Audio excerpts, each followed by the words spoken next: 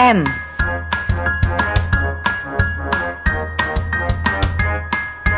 M.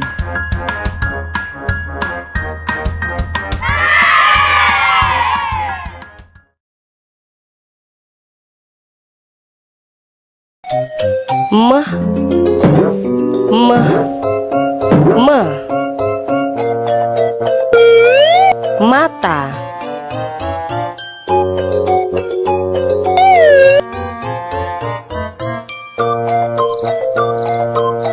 Malam. Anak-anak, hari ini kita akan belajar tentang huruf M. Nah, kita cek yuk teman-teman kita yang nama awalannya adalah huruf M. Nah, di kelas 1A tidak ada teman kita yang punya nama dengan awalan huruf M. Di kelas 1B ada dua teman kita yang punya nama dengan awalan huruf M, yaitu Marvel dan Michelle. Halo Marvel, halo Michelle.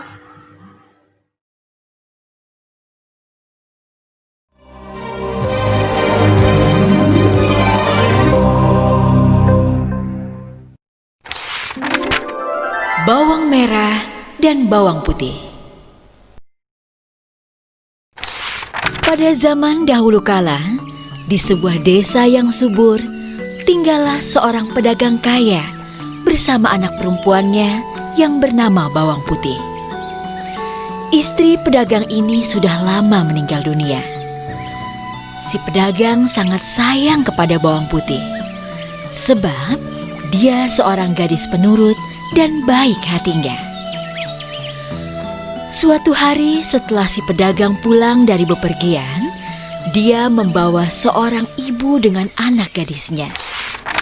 Si saudagar hendak menikahi ibu ini. Maka Bawang Putih pun memiliki ibu tiri dan kakak tiri yang bernama Bawang Merah. Saat ayahnya pergi berdagang, maka ibu tiri dan Bawang Merah akan menyuruh-nyuruh Bawang Putih, layaknya seorang pembantu. Bawang Putih melakukan semua pekerjaan yang disuruh ibu tirinya, dari membersihkan rumah, memasak, mencuci baju, atau mencari kayu bakar. Jika pekerjaan Bawang Putih tidak beres, ibu tirinya akan menghukumnya dengan tidak memberinya makan. Setiap pagi akan terdengar teriakan ibu tiri dan Bawang Merah bergantian. Hei, Bawang Putih, cuci bajuku! Belum selesai mencuci baju, Bawang Putih sudah dipanggil ibu tirinya. Bawang Putih, siapkan sarapan. Kami sudah lapar. Baik, Bu. Karena Bawang Putih sering bekerja dan dihukum, tubuh Bawang Putih jadi kian kurus. Suatu hari ayah Bawang Putih pulang ke rumah dan jatuh sakit. Sakitnya sangat parah. Bawang Putih sangat sedih karenanya. Dia tidak pernah meninggalkan ayahnya sendiri. Namun apa daya, Tuhan berkata lain. Ayah Bawang Putih pun meninggal dunia. Ayah, jangan tinggalkan Bawang Putih. Ayah. Bawang Putih menangis sedih. Ibu tiri dan Bawang Merah justru kegirangan karena rumah dan harta ayah Bawang Putih menjadi milik mereka. Lihat Bawang Merah, akhirnya dia meninggal juga. Iya, Bu, kita akan kaya. Kehidupan Bawang Putih menjadi semakin sengsara setelah ayahnya meninggal. Tidak ada lagi ayah yang menyayanginya dan menghiburnya. Ibu tiri dan Bawang Merah semakin menyiksanya. Bawang Putih mencoba terus bersabar, meski kadang-kadang dia sering menangis di malam hari. Ya Tuhan, tolonglah aku. Kenapa mereka selalu jahat kepadaku? Suatu hari, Bawang Putih pergi ke sungai hendak mencuci baju. Dia masih mengantuk dan lapar. Tubuhnya lemas.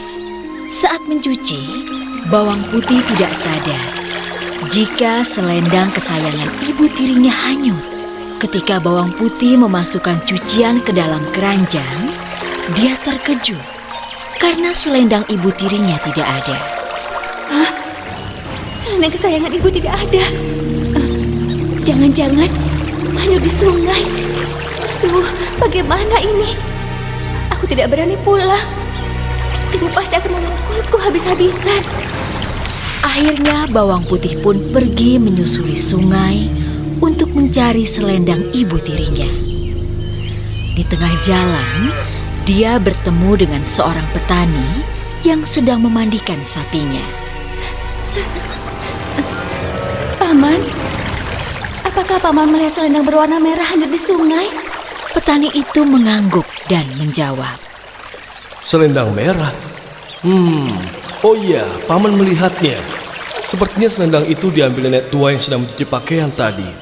Rumah nenek tua itu ada di atas gunung. Bawang putih pun segera pergi menaiki gunung. Di sana, dia menemukan sebuah rumah kayu. Bawang putih mengetuk pintu rumah itu. Permisi, Nek.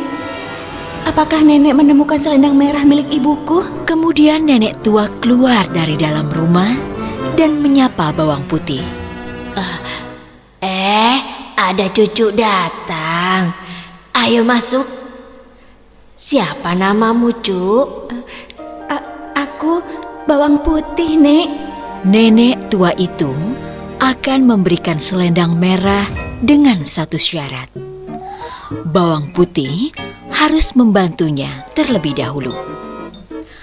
Bawang putih bersedia. Selama seharian, bawang putih membantu si nenek memasak, mencari kayu bakar, membersihkan rumah, dan mencuci baju. Bagi bawang putih, semua pekerjaan itu tidak berat, sebab dia sudah terbiasa melakukannya. Tibalah waktunya bagi bawang putih untuk pamit pulang. Si nenek memberikan selendang itu kepadanya. Bawang putih, ini selendang merah yang kamu cari. Oh iya, aku ingin memberikan hadiah, sebuah labu untukmu karena kamu sudah membantuku. Pilih mana yang kamu suka. Di meja sudah ada 2 buah labu kecil dan besar. Bawang putih memilih labu kecil karena dia merasa tidak akan sanggup membawa labu besar. Sebab dia juga harus membawa keranjang penuh pakaian miliknya. Aku pilih yang kecil saja, Nek. Baiklah, ambillah labu kecil itu. Tapi ingat, labu itu jangan kamu buka sebelum kamu sampai di rumah. Paham? Baik, Nek. Aku akan menuruti semua perintah nenek. Sesampainya di rumah, bawang putih dimarahi oleh ibu tiri dan bawang merah. Dari mana saja kau bawang putih? Kamu sudah berani melawan ya? Hah? Ampun, Bu. Ampun. Aku tadi... Alah, cukup bawang putih. Kami tidak butuh alasanmu. Mereka terus memukulinya. Lalu mereka melihat labu yang dibawa bawang putih. Belah labu itu dan masaklah. Kami sudah sangat lapar karena menunggumu dari tadi. Kemudian, bawang putih pun mengambil pisau dan membelah labu itu.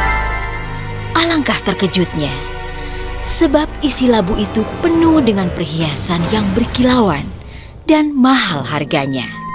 Hah? Dari mana kamu mendapatkan labu itu? Bawang putih menceritakan semuanya. Aduh, bawang putih. Seharusnya kamu memilih labu besar. Isinya pasti lebih banyak. Dasar. Mendengar kata-kata bawang merah, si ibu tiri akhirnya mendapat ide. Sepertinya aku punya ide. Keesokan harinya, ibu tiri dan bawang merah pergi ke sungai. Mereka sengaja menghanyutkan selendang merah. Diam-diam, mereka mengikuti arah selendang itu hanyut. Benar saja, selendang itu kembali dipungut oleh nenek tua itu. Ibu Tiri dan Bawang Merah segera mengikuti nenek tua yang berjalan naik gunung. Di sepanjang perjalanan, Bawang Merah mengeluh karena tak biasa berjalan jauh. Aduh, aku capek sekali, Bu. Kita pulang saja yuk. Bawang Merah, sabar. Sebentar lagi kita akan mendapatkan perhiasan yang lebih banyak dari bawang putih. Tapi aku capek, Bu. Ibu bilang sabar. Sesampainya di rumah nenek tua, Ibu Tiri dan Bawang Merah mengetuk pintu. Nenek tua menyambutnya dengan baik. Kemudian, Ibu Tiri dan Bawang Merah pura-pura sedih dan menanyakan soal selendang merah itu. Nenek yang baik hati, apa nenek menemukan selendang merah milik ibuku? Oh iya, kebetulan nenek temukan tadi di sungai. Seperti halnya dengan bawang putih, si nenek baru akan memberikan selendang itu jika mereka membantunya. Dengan terpaksa, demi mendapatkan buah labu itu, mereka bekerja membantu nenek meski sambil mengeluh. Capek sekali. Kalau bukan karena buah labu itu, aku tidak akan mau melakukan ini. Iya, ibu sudah lelah. Semoga isi buah labunya nanti lebih banyak. Akhirnya, selesai sudah pekerjaan Bawang Merah dan Ibu Tiri di rumah nenek tua. Kemudian mereka pamit. Nenek tua itu memberikan selendang itu kepada Bawang Merah dan ibunya. Di meja ada 2 buah labu yang besar dan kecil. Coba pilihlah satu labu sebagai hadiah dariku. Dan tentu saja, Ibu Tiri dan Bawang Merah memilih labu yang besar. Aku pilih yang besar dong, Nek. Iya, yang besar saja.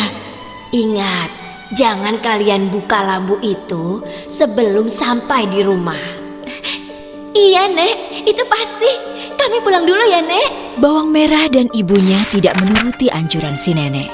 Di tengah perjalanan, Ibu Tiri membelah labu besar itu. Mereka sudah tidak sabar dengan perhiasan yang akan mereka dapatkan. Bu, ayo kita buka sekarang saja buah labu ini. Nenek tua kan tidak tahu. Iya, ayo kita buka. Ibu juga penasaran. Namun alangkah terkejutnya mereka. Sebab isi labu itu adalah binatang-binatang berbisa seperti ular, kalajengking, laba-laba, dan kelabang. Segera saja mereka digigit ular. Apa ini? Wah, mana perhiasannya? Kenapa isinya binatang-binatang ini? Au!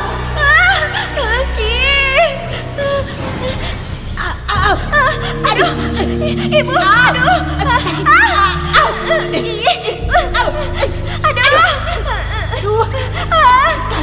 ibu bagaimana ini? Aduh,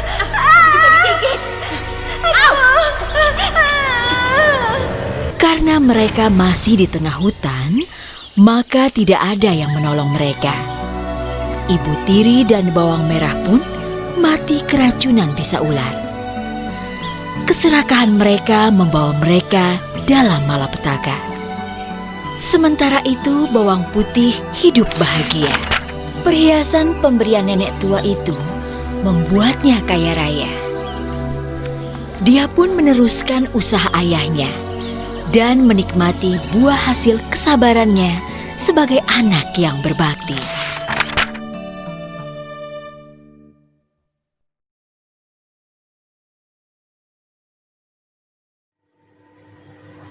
Halo, selamat pagi anak-anak. Bagaimana kabar kalian? Semoga kalian dalam keadaan sehat ya. Nah, hari ini kita akan belajar 2 pelajaran, yaitu pelajaran bahasa Indonesia dan matematika. Nah, pelajaran bahasa Indonesia kita akan belajar tentang huruf konsonan. Nah, kemarin kita sudah belajar tentang huruf vokal. Yuk kita ingat lagi ya. Jadi huruf vokal itu ada 5. Ada A, I, U, E, dan O. Kita ulangi ya. Huruf A, I, U, E, O. Nah, huruf konsonan itu ada 25. Kita akan belajar sambil bermain ya. Belajar huruf konsonan. B, C, D, F, G, H, J, K, L, M, N, P, Q, R, S, T, V, W, X, Y, Z.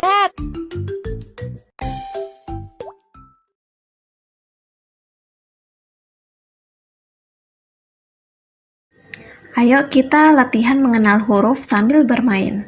Nah, sekarang temukan huruf B, F, H, N, T, P, dan Z pada huruf-huruf yang ada di papan. Setelah kamu menemukannya, silakan warnai dengan warna kesukaanmu. Nah, anak-anak, tadi kita sudah belajar mengenal huruf konsonan. Sekarang kita mau menyusun huruf-huruf yang acak menjadi kata yang tepat. Nah, anak-anak, sekarang lihat di gambar yang kedua.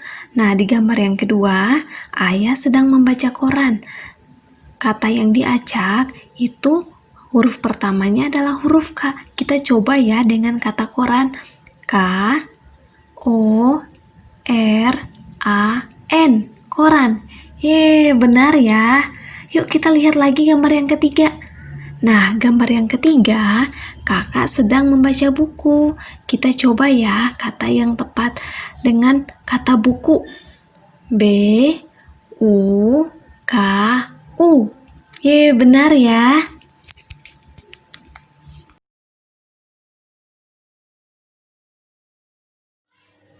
Oke anak-anak, untuk matematika kita akan belajar tentang penjumlahan. Keluarga Edo senang memelihara hewan. Edo senang membantu keluarga.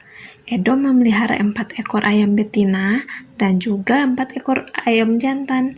Nah, sekarang kita hitung yuk berapa jumlah ayam dari Edo. 1, 2, 3, 4, 5, 6, 7, 8. Jadi seluruh jumlah ayam Edo adalah 8 ekor.